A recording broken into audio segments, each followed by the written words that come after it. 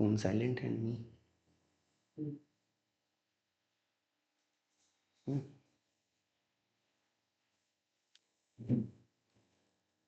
नमस्कार दोस्तों, कैसे हैं आप लोग। आशा करते हैं स्वस्थ होंगे, मस्त होंगे। मैं हिमांशु पार्थवी अचीवर्स में आपका फिर से स्वागत करता हूं। एक बार फिर से लेकर आया हूं आपके लिए टॉप 25 क्वेश्चन जो यूपीएसआई के लिए बहुत ही इम्पोर्टेंट हैं, जो आपको एग्जाम में बहुत ही सहयोग करेंगे आपका। ठीक है बच्चों, तो आशा करते हैं आप जो पिछले क्लास हैं उनको देखा होगा, उनसे कुछ सीखा होगा और ये 25 क्वेश्चन भी आपको कुछ अच्छा देकर जाएंगे। ठीक है, तो आप आने वाले एग्जाम के लिए प्रिपरेशन करते रहिए और तैयारी करते रहिए जोरदार। ठीक है बच्चों, आइए स्टार्ट करते हैं अपने क्वेश्चन।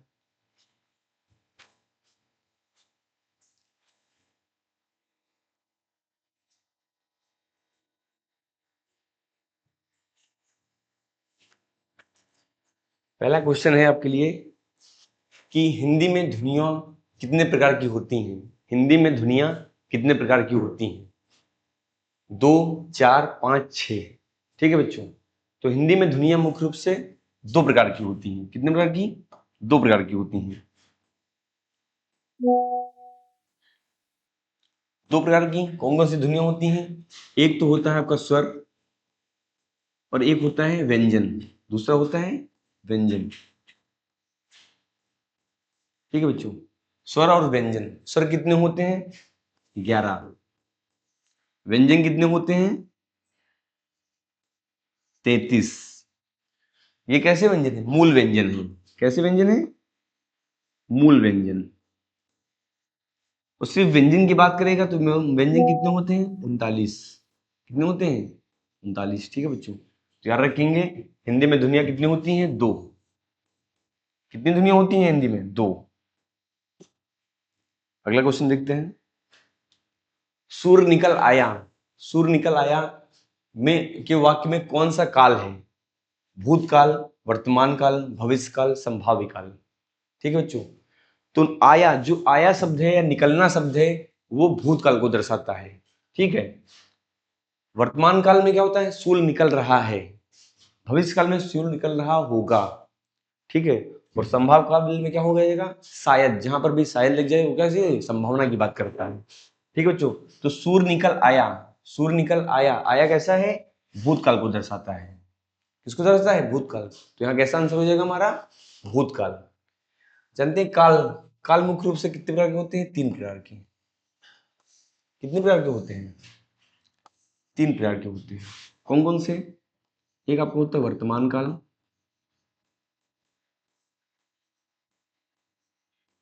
दूसरा आपका होता है भूतकाल, सॉरी भविष्य काल लिख लेंगे,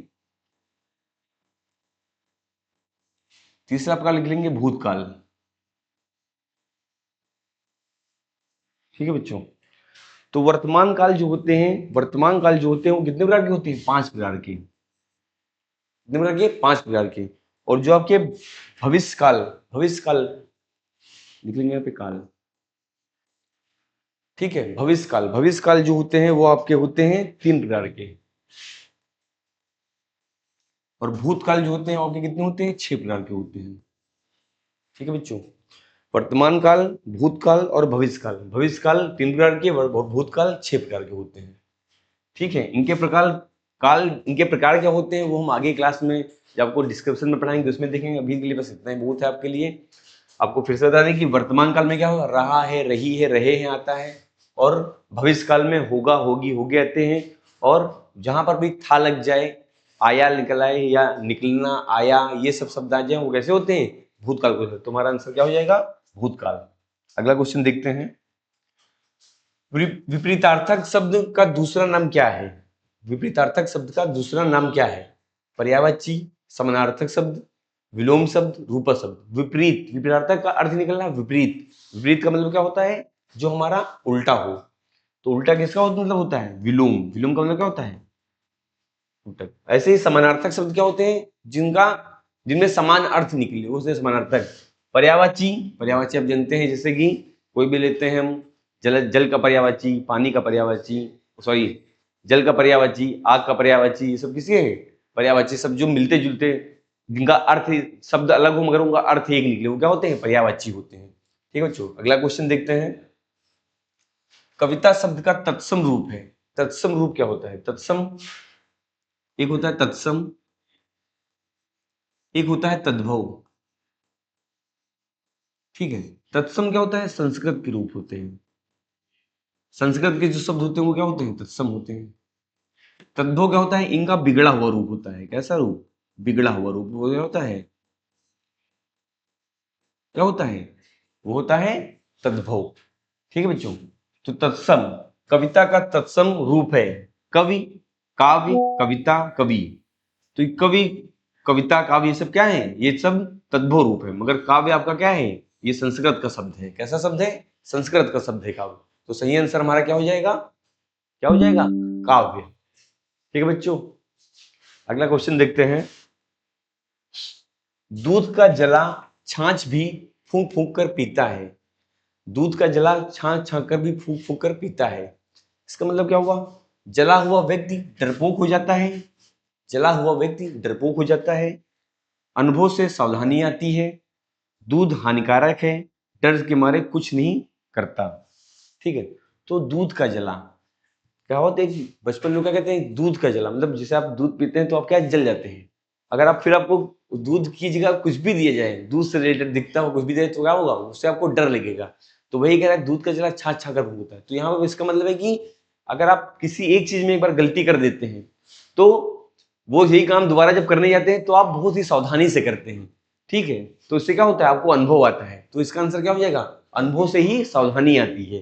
जब तक आप कुछ करेंगे नहीं, कुछ सीखेंगे नहीं, तो आपको अनुभव ही नहीं आएगा। अनुभव आएगा तो आपकी सावधानी आएगी और आपका काम क्या होगा? अच्छे से होगा। ठीक है, तो क्या हो जाएगा? दूध का जला छाछ भी फूक फूक कर पीता है, मतलब अनुभव से सावधानी आती है। अगला क्वेश्चन देखते हैं। विद्यालय शब्द में कौन सा समास है?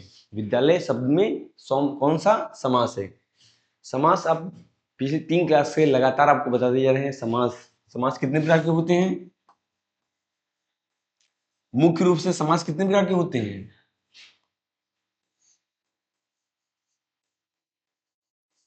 मुख्य रूप से समास 4 प्रकार के होते हैं। और वैसे समास कितने प्रकार के होते हैं? सिर्फ समास की बात करेगा कितने होते हैं? 6। अव्ययभाव समास, तत्पुरुष समास, द्वंद्व समास, बहुब्रीहि समास, ये मुख्य समास है। जो आपके दस्ते हैं वो कौन से समास होते हैं? समास जो आपके 2 बच्चे द्विगु समास और कर्मधारय समास जो होता है वो आपका कैसा समास होता है? वो आपके मुख्य समास नहीं, टोटल समास के अंतर्गत आते हैं। सॉरी, मुख्य रूप से जो 4 होते हैं, अव्ययभाव समास, द्वंद्व समास और बहुब्रीहि समास और तत्पुरुष समास। ठीक है बच्चों, तो यहां से पूछा है कि विद्यालय शब्द में कौन सा समास है, तो हम इसका विग्रह करेंगे। विद्यालय का जब विग्रह करेंगे तो क्या बनेगा?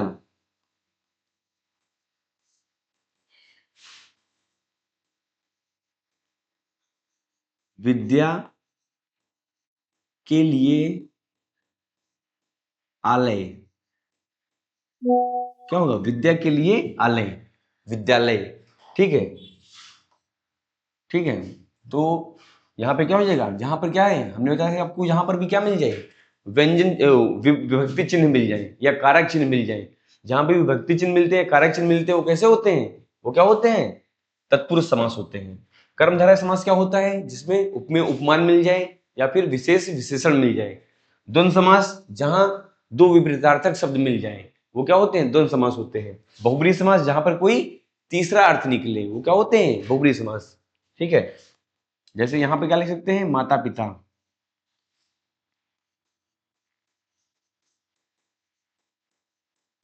ठीक है, सुख दुख, ये सब किसके एग्जाम्पल हैं? द्वंद्व समास के। बहुब्रीहि समास में लंबोदर, गजानन,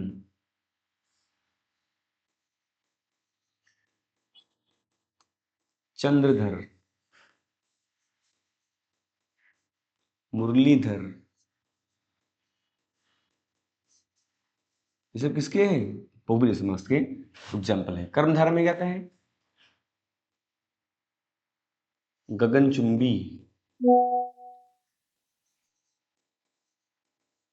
ठीक है, और क्या हो सकता है आपका?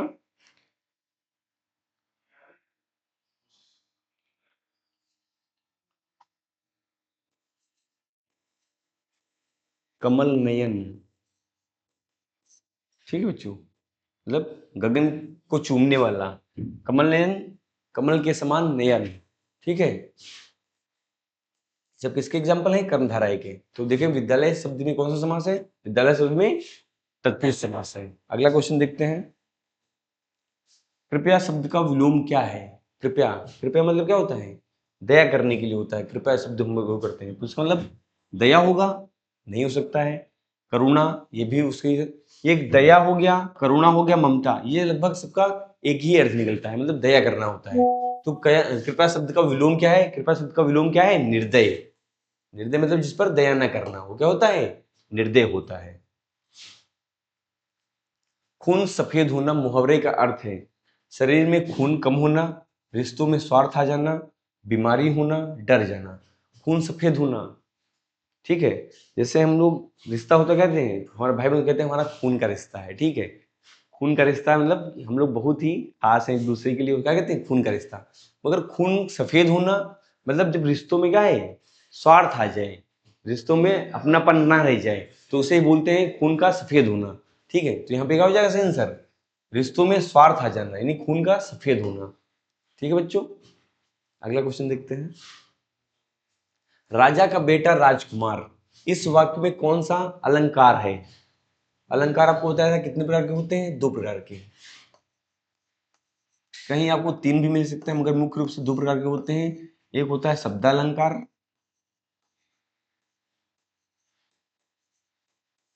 एक होता है अर्थालंकार।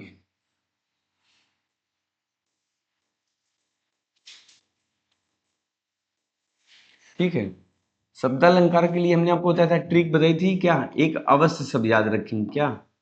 अवश्य शब्द। ठीक है, आ से अनुप्रास, वा से वक्रोत,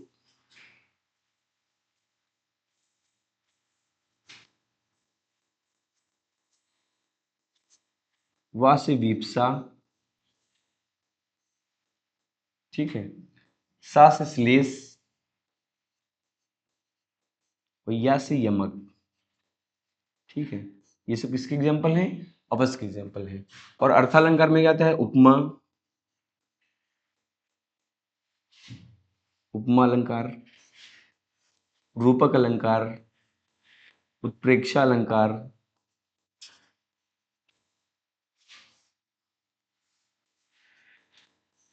भ्रांतिमान अलंकार।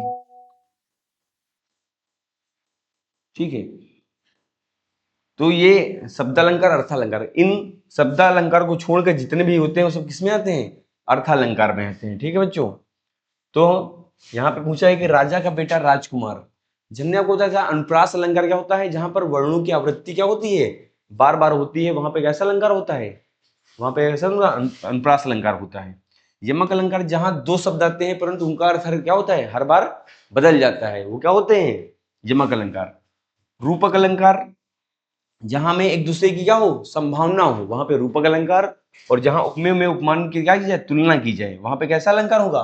उपमा अलंकार होगा। ठीक है बच्चों, तो यहाँ राजा का बेटा राजकुमार, यहाँ इसे देखा जाए तो अलंकार इसमें कोई नहीं होना चाहिए, क्योंकि राजा का बेटा राजकुमार है ही नहीं। मगर जहां हमने कहा वर्णों की आवृत्ति बार बार होती है, तो यहाँ पे देखें क्या कि रा रा आ रहा है मगर लगातार नहीं आ रहा है, मगर यहाँ पे कोई नहीं दिया तो हम यहाँ पे यमक अलंकार लगा, क्योंकि क्या है? रावण की आवृत्ति क्या हो रही है? बार बार हो रही है, इसलिए यहाँ पे कैसा अलंकार हो जाएगा? अनुप्रास अलंकार। अगर यहाँ कोई नहीं होता तो हम कोई नहीं भी टिक कर सकते थे। अगला क्वेश्चन देखते हैं। शक्ति का विलोम है, शक्ति का विलोम है निर्बलता, दुर्बलता, कमजोरी या आलस्य। ठीक है, शक्ति का विलोम क्या हो जाएगा? निर्बलता। क्या हो जाएगा शक्ति का विलोम? निर्बलता। अगला क्वेश्चन देखते हैं। साकेत शब्द के वाक्य के कवि कौन है? साकेत शब्द के कवि कौन है? तो मैथिली शरण गुप्त, सुमित्रानंदन पंत, जयशंकर प्रसाद, रामधारी सिंह दिनकर। ठीक है, तो सुमित्रानंदन पंत या फिर मैथिली शरण गुप्त, जयशंकर प्रसाद, रामधारी सिंह दिनकर। तो बताइए अब लोग क्या हो सकता है इसका आंसर? ठीक है, तो बताते हैं साकेत। साकेत जो है किसकी रचना है? मैथिली शरण गुप्त की रचना है। किसकी रचना है? मैथिली शरण गुप्त की रचना है। ठीक है बच्चों, जयशंकर प्रसाद इनकी क्या रचनाएं पढ़ी है, बहुत इंपॉर्टेंट होती हैं और आपके हर एक एग्जाम में एक दो रचनाएं जरूर आती हैं। ठीक है बच्चों, अगला क्वेश्चन देखते हैं। कामायनी किस रचना शैली में लिखी गई है? कामायनी किस रचना शैली में लिखी गई है? गीति काव्य में, महाकाव्य में, खंड काव्य में या निबंध में? तो सबसे पहले देखेंगे कि ये रचना है किसकी। कामायनी किसकी रचना है? किसकी रचना है? जयशंकर प्रसाद की रचना है। किसकी है? जयशंकर प्रसाद की रचना है। बहुत इंपॉर्टेंट है और आपके एग्जाम में लगभग हर बार पूछी जाती है जयशंकर प्रसाद की रचनाएं। ठीक है बच्चों, ठीक है। तो कामायनी किस रचना की शैली है? कामायनी जो है महाकाव्य रचना की शैली है। किस रचना की शैली है? महाकाव्य रचना की शैली है। ठीक है बच्चों, अगला क्वेश्चन देखते हैं। तुलसीदास किस युग के कवि हैं? तुलसीदास किस युग के कवि हैं? भक्ति युग, रीतिकाल, आधुनिक काल, आदिकाल। ठीक है, तो तुलसीदास हमारे कैसे थे? भक्ति करते थे। क्या करते थे? भक्ति करते थे, इसलिए इनको किस युग में रखा गया है? भक्ति युग में रखा गया है। ठीक है बच्चों, भक्ति युग को दो भागों में बांटा गया है। कौन कौन से? निर्गुण में और किसमें? सगुण में। निर्गुण में और सगुण में। ठीक है, तो तुलसीदास किसके थे? भक्ति युग थे। किसकी भक्ति करते थे? राम की भक्ति करते थे। किसकी? राम की भक्ति करते थे। ठीक है बच्चों, अगला क्वेश्चन देखते हैं। आप किस प्रकार का सर्वनाम है? आप किस प्रकार का सर्वनाम है? आपको बताया था हमने सर्वनाम। सर्वनाम कितने प्रकार के होते हैं? 6 प्रकार के।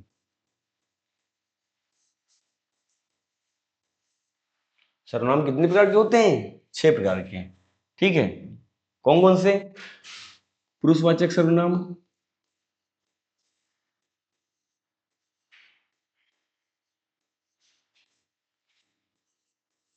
ठीक है, और क्या हो सकता है?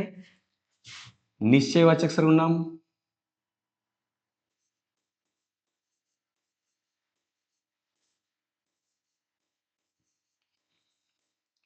तीसरा होता है अनिश्चयवाचक सर्वनाम,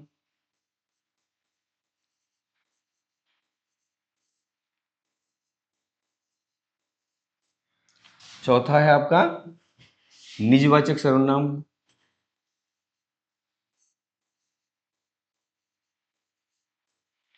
पांचवा है आपका संकेतवाचक सर्वनाम। ठीक है, और एक आपका कौन सा बच्चा?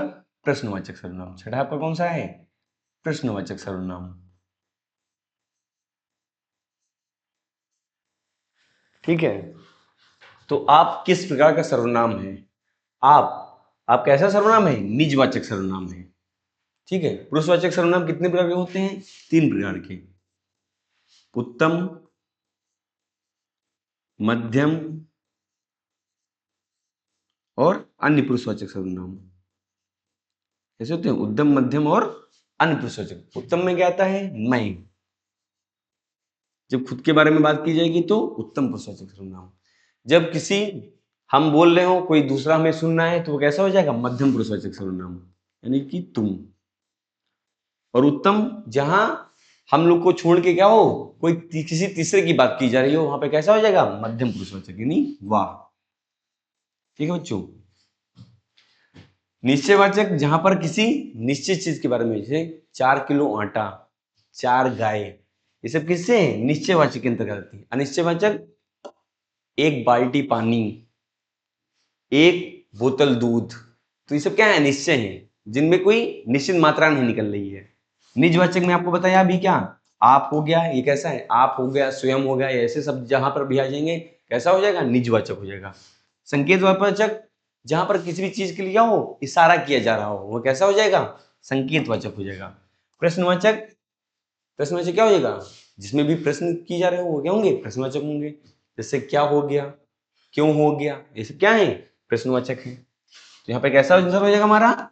आप किस प्रकार का सर्वनाम है? आप निजवाचक सर्वनाम है। अगला क्वेश्चन देखेंगे। ग वर्ण है अघोष स्पर्श, घोष स्पर्श, अघोष अर्धस्वर या घोष अर्धस्वर। आपको घोष अघोष के बारे में कल ही बताया था। घोष कितने प्रकार के होते हैं? 2 प्रकार के होते हैं। एक तो होता है अघोष, दूसरा आपका होता है सघोष। कहीं आपको सघोष लगा मिल जाए या फिर सिर्फ घोष लगा मिल जाए, तब भी आप क्या कहेंगे? उसको सघोष ही बोलेंगे, ठीक है। अघोष में क्या बताया था? किसी भी वर्ण का, किसी भी वर्ग का, वर्ग मतलब कैसा बोला था? का वर्ग, चा वर्ग, टा वर्ग, ता वर्ग, पा वर्ग, ठीक है। वर्ग मतलब इसके अंतर्गत कितने? 5 पाए जाते हैं। का, ख, ग, घ, अंगा, ठीक है। का, खा, ग, घ और अंगा, यही तो आता है, ठीक है। तो किसी भी वर्ग, ये क्या है? वर्ग है। किसी भी वर्ग का पहला दूसरा, कौन सा? पहला और दूसरा, ये क्या है? 1 2 3 4 और ये क्या है? 5। तो किसी भी वर्ग का क्या है? पहला दूसरा क्या होते हैं? किसी भी वर्ग का पहला दूसरा क्या होता है? अघोष होता है, ठीक है बच्चों। किसी भी वर्ग का पहला दूसरा क्या होता है? अघोष होता है। और जो लास्ट के 3 बचते हैं, कौन सा? तीसरा, चौथा, पांचवा। तीसरा, चौथा, पांचवा, ये सब क्या होते हैं? सघोष होते हैं, ठीक है। तो आपसे पूछा है कि गा, क, ख, ग, घ, तो गा, गा कितने नंबर पे आता है? 3 नंबर पे। आपको कल बताया था क्लास में कि जब भी ऐसे घोष, अघोष, अल्पप्राण, महाप्राण, जहां पर भी आपसे पूछे तो सबसे पहले जो वर्ण दिया है उसके आप नंबरिंग कर लीजिए। नंबरिंग करने से आपका आधा प्रश्न ऐसे ही सॉल्व हो जाएगा, ठीक है। नंबरिंग करते ही यहाँ पे क्या मिला हमको? 3 नंबर। गा कितने नंबर पे आता है? 3 नंबर पे। और यहाँ पर गा देखेंगे कितने नंबर आता है? 1 2 3, और 3 नंबर हमारा किसमें आता है? सघोष में। तो हमारा आंसर क्या हो जाएगा? घोष स्पर्श। क्या हो जाएगा? घोष स्पर्श, ठीक है बच्चों। आंसर हमारा क्या हो जाएगा? घोष स्पर्श।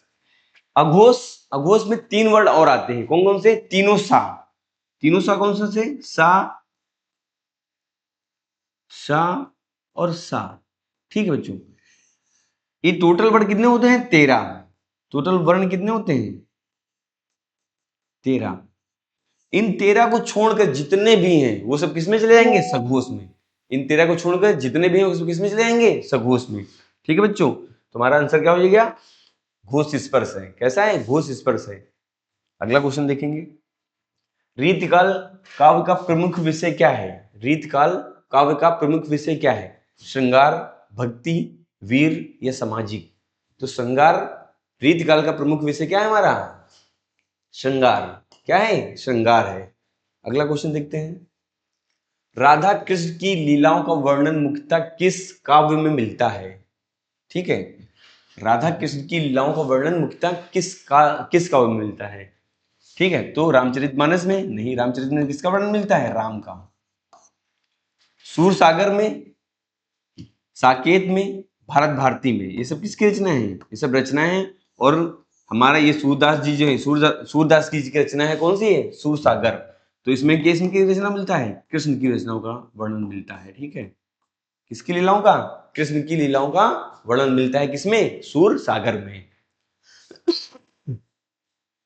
अगला क्वेश्चन देखते हैं।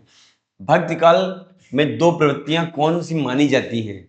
भक्ति काल में 2 प्रवृत्तियां कौन सी मानी जाती हैं? अभी आपको बताया हमने भक्ति काल की 2 प्रवृत्तियां कौन कौन सी हैं? कौन कौन सी हैं? एक तो है सगुण और दूसरी कौन सी है? निर्गुण। ठीक है बच्चों, एक सगुण है, दूसरी कौन सी है? निर्गुण।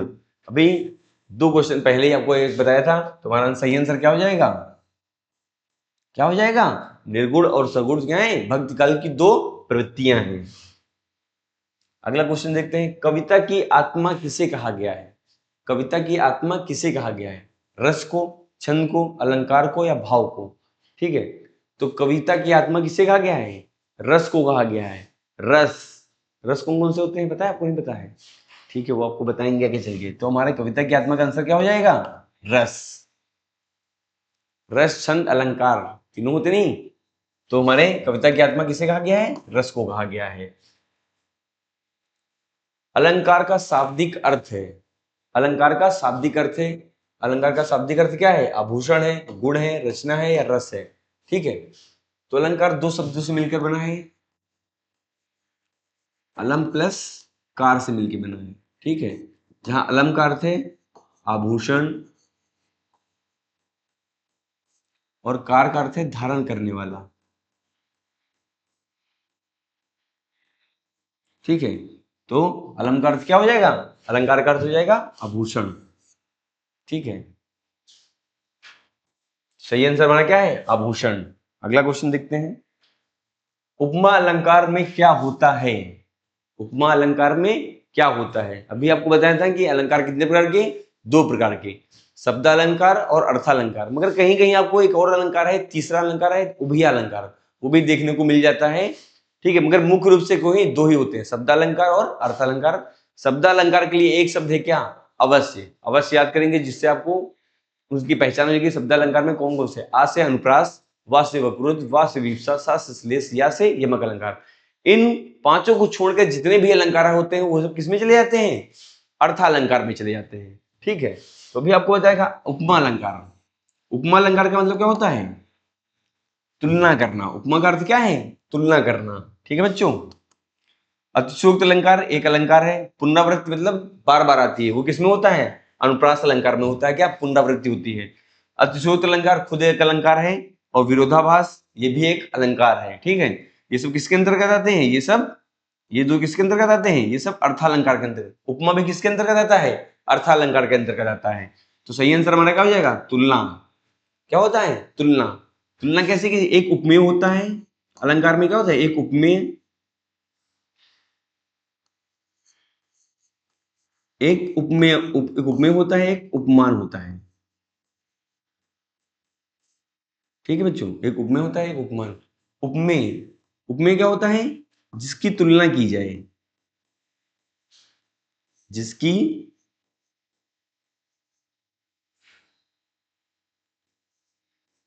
तुलना की जाए।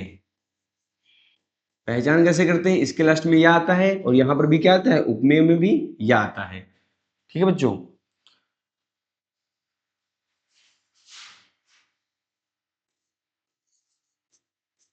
ठीक है, यहां पर भी या आया और यहां पर भी क्या आया? या आया, जिसकी तुलना की जाए। और उपमान क्या होता है? जिसके समान की जाए।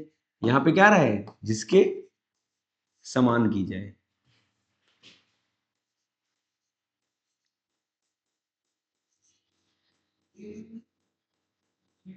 ठीक है बच्चों,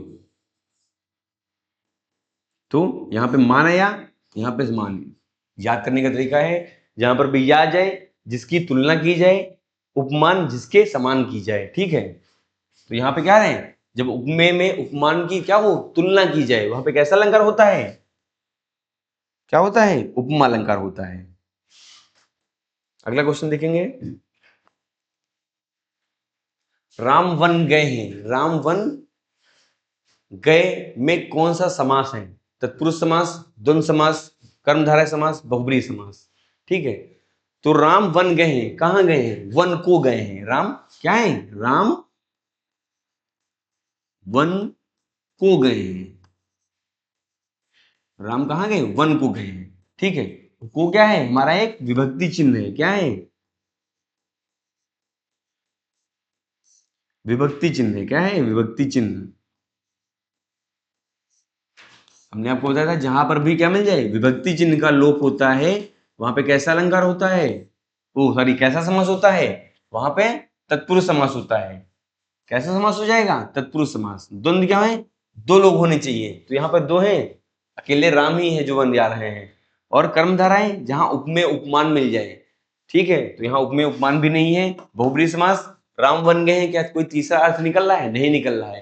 तुम्हारा कैसा समास है? राम वन को गए हैं। और जो को होता है कैसा होता है? वो तत्पुरुष समास के अंतर्गत आता है।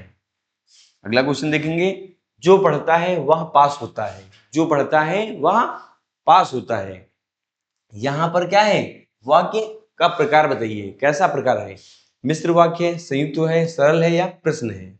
ठीक है, तो प्रश्नवाचक में क्या है? यहाँ पे क्वेश्चन मार्क होना चाहिए, और कोई प्रश्न कब, क्या, क्यों, कैसे होना चाहिए, तो प्रश्नवाचक यहाँ पे हो नहीं सकता है।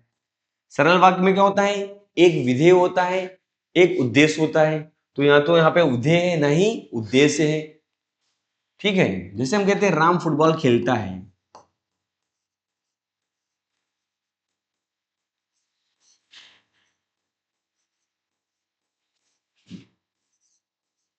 ठीक है। उद्देश्य क्या होता है, उद्देश्य क्या होता है, जिसके विषय में बोला जाए, और विधेय क्या होता है, जो बोला जाए। तो यहाँ पे उद्देश्य क्या हो जाएगा, राम, क्योंकि राम के विषय में क्या बोला जा रहा है, तो राम क्या बन जाएगा, उद्देश्य, और ये क्या बन जाएगा, विधेय। उद्देश्य क्या होता है, जिसके विषय में बोला जाए। तो फुटबॉल कौन खेल रहा है, राम खेल रहा है, तो राम के विषय में बोला जा रहा है, तो राम क्या हो जाएगा, उद्देश्य, और ये क्या हो जाएगा, विधेय। जहां उद्देश्य विधेय मिल जाते हैं वहां कैसा होता है, वहां पे वाक्य होता है सरल वाक्य। तो यहाँ पर सरल वाक्य भी नहीं है। संयुक्त वाक्य, मिश्र वाक्य, ठीक है। संयुक्त वाक्य मिश्र वाक्य होते हैं, जो संबंध बोधक अव्यय से जुड़े होते हैं वो संयुक्त वाक्य होते हैं। और मिश्र वाक्य जो कुछ शब्द होते हैं, जैसे जो, सो, जैसा, वैसा आदि, या, वह, ऐसे शब्दों से जुड़े होते हैं, वो सब क्या होते हैं, मिश्र वाक्य के अंतर्गत आते हैं। ठीक है, तथा, किंतु, परंतु, लेकिन, अथवा, ऐसे शब्दों से जुड़ा होता है, वो सब कैसा होता है, संयुक्त वाक्य होता है। तो यहाँ किससे जुड़ा है, वह, जो पढ़ता है वह पास होता है, यहाँ पे कैसा वाक्य हो जाएगा, मिश्र वाक्य। ठीक है, अगला क्वेश्चन देखते हैं अपना। महापुरुष शब्द में कौन सा समास है, महापुरुष शब्द में कौन सा समास है। तो पहले से महापुरुष शब्द को हम तोड़ेंगे, इसको जब तोड़ेंगे क्या लिखेगा, महान है जो पुरुष, महान है जो पुरुष। ठीक है, हमने आपको बताया था कि जहां पर भी क्या आ जाए, है जो शब्द आ जाए, है जो शब्द आ जाए, तो वहां कैसा समास होता है, कर्मधारय समास होता है। ठीक है बच्चों, कर्मधारय समास होता है। जहां पर भी है जो शब्द मिल जाए, कैसा समास, कर्मधारय समास। अगला क्वेश्चन देखते हैं। कमल सम्मुख किस अलंकार का उदाहरण है। फिर से अलंकार आपके सामने आ गया कि कमल सम्मुख किस अलंकार का उदाहरण है। ठीक है, तो उपमा अलंकार, रूपक अलंकार, अनुप्रास अलंकार, यमक अलंकार। अनुप्रास अलंकार क्या बताया था आपको, जहां पर वर्णों की आवृत्ति क्या होती है, बार बार होती है, वहां कैसा अलंकार होता है, अनुप्रास अलंकार। तो यहां देखेंगे क्या, कोई वर्ण ऐसा है जो बार बार आ रहा हो, का, म, ल, सा, मुख, तो सब क्या है, अलग अलग वर्ण है, तो यहाँ पे अनुप्रास अलंकार नहीं होगा। यमक अलंकार देखेंगे, यमक अलंकार कैसे हो सकता है, जहां दो वर्ण, दो शब्द हो एक जैसे हो मगर उनके अर्थ अलग हो। यहां पर क्या दो शब्द एक जैसे आ रहे हैं, नहीं आ रहे हैं, तो यहां पर क्या होगा, यमक अलंकार भी नहीं होगा। रूपक अलंकार, रूपक अलंकार होते हैं जहां पर क्या हो, रूपक अलंकार होता है जहां उपमेय में उपमान की संभावना व्यक्त की जाए। ठीक है, वो सॉरी भेद रहित आरोप हो, वहां पे कैसा अलंकार होगा, रूपक अलंकार होगा। क्या एक दूसरे में भेद कहीं बताया जा रहा है, नहीं बताया जा रहा है, तो कैसा अलंकार होगा, ये भी अलंकार नहीं होगा हमारा। तो बच्चा आपका कौन सा, उपमा अलंकार। उपमा अलंकार क्या होता है, जब उपमेय में उपमान की तुलना की जाए, जब उपमेय में उपमान की क्या की जाए, तुलना की जाए, वहां कैसा अलंकार होता है, उपमा अलंकार। यहां देखिए कमल सम्मुख, कमल सा मुख। ठीक है, तो यहां पे क्या हो रहा है, मुख की तुलना किससे की जा रही है, कमल से की जा रही है। मुख की तुलना किससे की जा रही है, कमल से की जा रही है, तो मुख हमारा क्या हो गया, उपमेय हो गया।